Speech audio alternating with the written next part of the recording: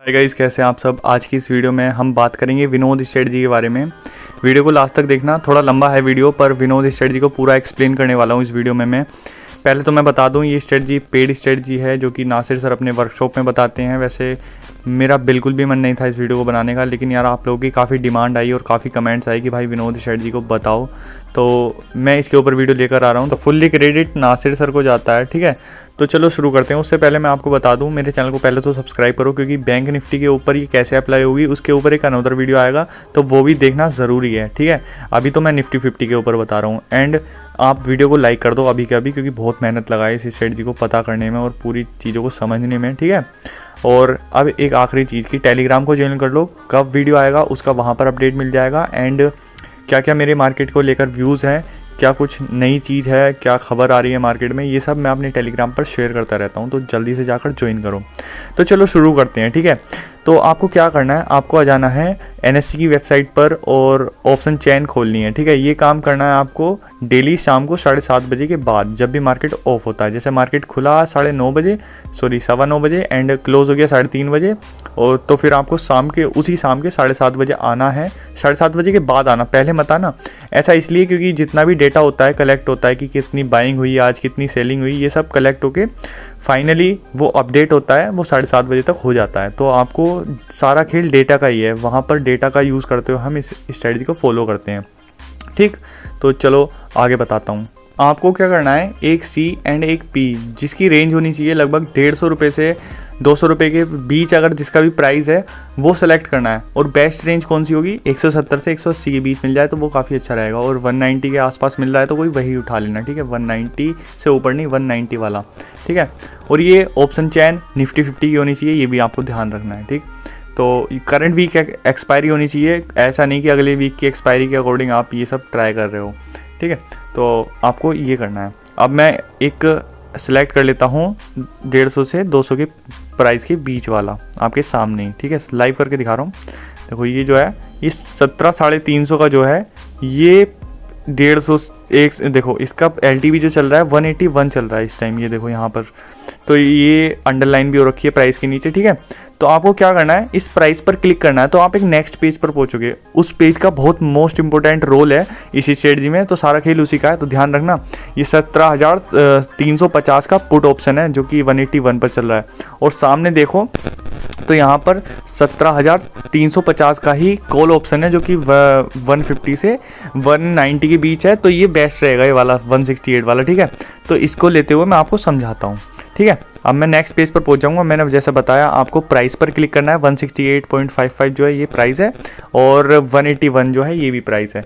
तो ये दोनों C और P दोनों में ही चेक करना है आपको, ठीक है। तो मैं अब नेक्स्ट पेज पर पहुंचता हूँ, फिर समझाता हूँ क्या करना है। तो ये कुछ इस तरह का पेज होगा जिस पर क्विट इक्विटी डेरिवेटिव्स लिखा होगा, तो स्क्रॉल डाउन करना है। फिर उसके बाद मैं आपको दिखाता हूँ क्या क्या सिस्टम है इसका। कुछ देखो, ये हमारा मैंने 17,350 वाला पुट खोल लिया, तो इसमें कुछ ये सब चीज़ें आएंगी, आपको कुछ ध्यान नहीं रखना है, ठीक है। कोई हेडक नहीं पालनी कि भाई बहुत चीज़ें देखनी पड़ेंगी।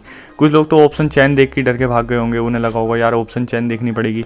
अरे भाई कुछ नहीं देखना, बहुत आसान है, बस समझ जाओगे तो सब आ जाएगा।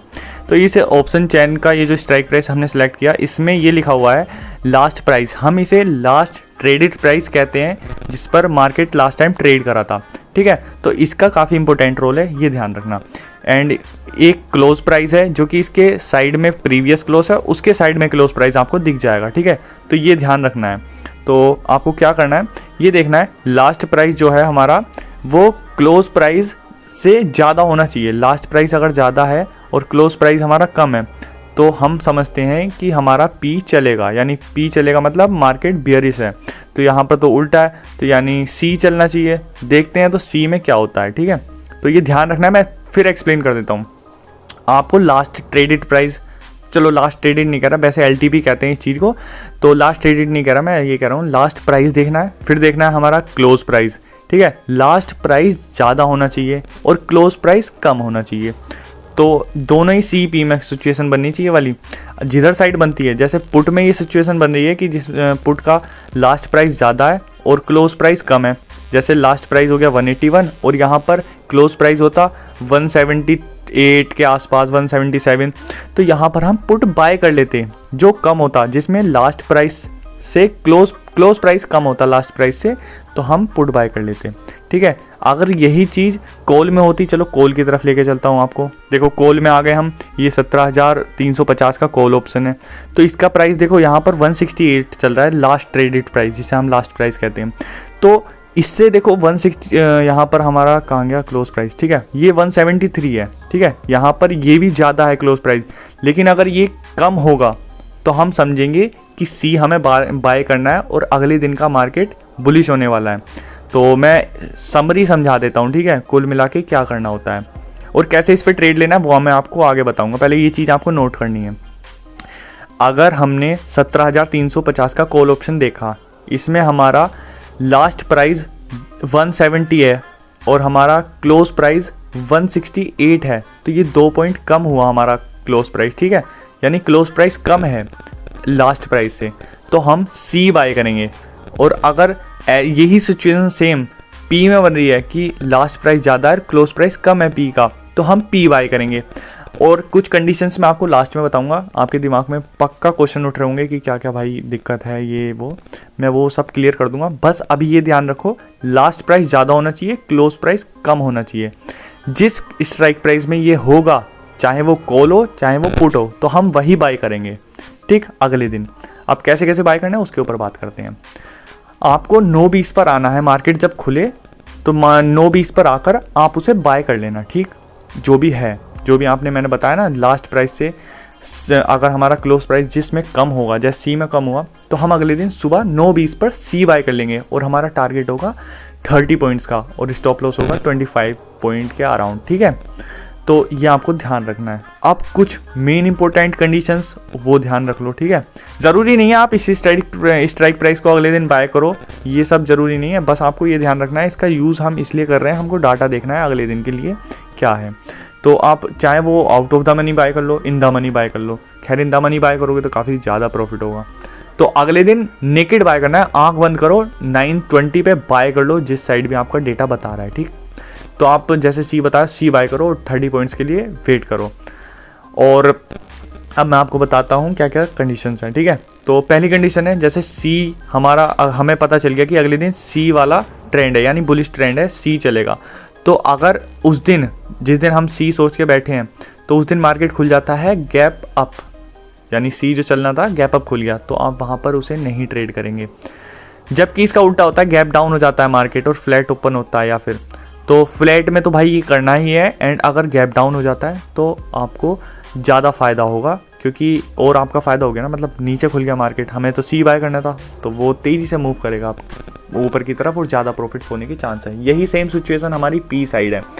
पी साइड का अगर हमें पता है कि अगले दिन पी साइड चलने वाला है, तो पी साइड वाले स्ट्राइक प्राइस को हम देख लेंगे और हम बैठ जाएंगे अगले दिन पी बाय करने के लिए 9:20 पर, एंड वही टारगेट, वही स्टॉप लॉस मैंने आपको जैसे बताया। एंड आपको ये देखना है कि मार्केट गैप अप या गैप डाउन हो रहा है, तो पी वाली सिचुएशन में मार्केट गैप अप होगा तो ज़्यादा फ़ायदा होगा, और गैप डाउन होगा तो आपको वहाँ पर छोड़ देना है, क्योंकि वो मूव मिल चुका है ऑलरेडी गैप डाउन होकर। ठीक है, पी वाली सिचुएशन में। एंड आपको कब फॉलो करना है, फ्लैट एंड गैप अप में, पी में। ठीक है, ये चीज़ समझ में आई होगी। और अगर आपका जैसे आप मान लो पी बस चलने वाला है आज और मार्केट हो गया गैप अप, तो ज़्यादा फ़ायदा होगा, ऐसा नरसिंह सर ने बोला है। और भाई उनका एक्सपीरियंस है ये चीज़ें देखने का, क्योंकि हम तो इस चीज़ के बारे में सोच भी नहीं सकते कि ये भाई इन सब से भी अंदाज़ा लगाया जा सकता है, लेकिन उन्होंने मार्केट को काफ़ी टाइम दे दिया है, तो वो ये सब चीज़ें एक्सपीरियंस कर चुके हैं, तो वो बता रहे हैं स्ट्रेटजी हमें। ठीक है, तो उम्मीद है समझ आ रही होगी। एंड अब बात करते हैं, देखो ये जो लास्ट प्राइस और क्लोज प्राइस के बीच का डिफरेंस है, कितना कम हो सकता है। देखो ज़्यादा तो कम होगा नहीं, निफ्टी में हो सकता है मैक्सिमम 5-6 पॉइंट। ठीक है, 5-6 पॉइंट से ज़्यादा ये होगा भी नहीं डिफरेंस। और कुछ कंडीशंस मैं बता देता हूँ अब, ठीक है, ध्यान रखने वाली जो ज़रूरी है। अगर सी एंड पी में दोनों में ही सेम सिचुएशन बन रही है कि लास्ट प्राइस से हमारा क्लोज प्राइस कम ही है, तो वहाँ पर हमें दोनों को इग्नोर कर देना है। ठीक है, अगर एक पॉइंट का अगर है, जैसे कि सी में हमारा 1 पॉइंट कम है और पी में हमारा 5-6 पॉइंट के करीब कम है, तो हम पी वाले को कंसीडर कर लेंगे। ठीक है, ये चीज़ ध्यान रखना। और जी हम ये चीज़ मैंने आपको बता दी। और क्या रह गया भाई इस स्ट्रेटजी में, और तो वैसे कुछ नहीं है, बाकी चीज़ें मैंने आपको बता दी। ठीक है, तो एक बार और फुल स्ट्रेटजी को समराइज़ कर देता हूँ, ठीक है। मैं देखो, हमें ध्यान रखना है, हम आते हैं 7:30 बजे ऑप्शन चेन देखने शाम को, और हम देखते हैं 150 से 200 के बीच का एक स्ट्राइक प्राइस जो कि सी और पी दोनों तरफ होना चाहिए, और हम देखते हैं कि उसका लास्ट प्राइस ज़्यादा है और उसका क्लोज प्राइस कम है, ठीक है। जिस स्ट्राइक प्राइस में हमारा क्लोज प्राइस कम हुआ लास्ट प्राइस से, तो हम अगले दिन भी उस स्ट्राइक प्राइस को, यानी उस स्ट्राइक प्राइस को नहीं, मतलब उस सी या पी को बाय कर लेंगे। जैसे सी में सिचुएशन बनी हमारी, क्लोज प्राइस कम है और लास्ट प्राइस ज़्यादा है, तो हम सी बाय कर लेंगे अगले दिन, ठीक है। नो 20 पर कुछ सोचना नहीं है, बस बाय कर लेना है, ठीक। ये समझ में आ गया होगा। कितना ईजी है यार, अगर आप समझोगे ना दिमाग से और आप 1-2 दिन ट्राई कर लोगे तो भाई बहुत ईजी हो जाएगा। मतलब वाली टेंशन भी नहीं रहेगी भाई, अगले दिन हम सोच रहे हैं मार्केट कहाँ जाने वाला है, कहाँ जाने वाला है, तो हमारे पास एक वो आ गया ट्रेंड कि हाँ मार्केट कैसा है। तो इससे ये भी पता चलता है कि मार्केट का ट्रेंड क्या है। और मैं क्लियरली बता देता हूँ, पोजीशन को पूरे दिन होल्ड मत करना, प्रॉफिट दिखे तो ट्रेल कर लेना प्रॉफिट को और एग्जिट कर देना चुपचाप पोजीशन से, क्योंकि भाई आपको कुछ अंदाज़ा नहीं है कि आपका लॉस भी इसमें हो सकता है ज़्यादा। मतलब ऐसे नहीं कह रहा कि इसमें लॉस हो जाएगा, ऐसा कहने का मतलब है अगर आप बैठे रहे और वो मूव भी आ गया और आप मूव लेके निकले नहीं, तो भाई उसमें तो आगे मार्केट कुछ भी कर सकता है ना। लेकिन शुरुआत में ये मूव आएगा पक्का, ऐसा नासिर सर का मानना है, ठीक है। तो ये मैंने आपको बता दिया, उम्मीद है वीडियो पसंद आई होगी, और कुछ पॉइंट्स इसके रह गए हैं लेकिन फुल्ली मैंने एक्सप्लेन कर दी। अगर ये फॉलो करोगे तो आराम से आप मार्केट में पैसा बना सकते हो। एंड कुछ चीज़ें बची हैं और बैंक निफ्टी की एक वीडियो आएगी, वो बची है, तो उसके ऊपर एक नेक्स्ट वीडियो आएगा। तो आपको चैनल को पहले सब्सक्राइब करना है, वीडियो को करना है लाइक, तभी वो वीडियो आपको मिल पाएगा, वरना मिस हो जाएगा भाई। मैं पहले ही बोल देता हूँ, चैनल को सब्सक्राइब करके रखो। और काफ़ी अच्छी और स्ट्रेटजीज आने वाली हैं जो कि नासिर सर ने वर्कशॉप में बताई थी। उनका मुंबई का वर्कशॉप भुगत जाए तो भाई मैं सारी स्ट्रेटजीज़ को आपको बता दूंगा, अलादीन का चिराग एंड एडवांस हैजिंग, ये सब। तो अगर आपको कोई भी डाउट है विनोद स्ट्रेटजी से रिलेटेड तो आप मुझे कमेंट करके बताओ, ठीक है। पहले तो कमेंट करो और मैं उस डाउट को आपके क्लियर करूँगा, ठीक। तो चलो मिलते हैं नेक्स्ट वीडियो में, तब तक के लिए बाय।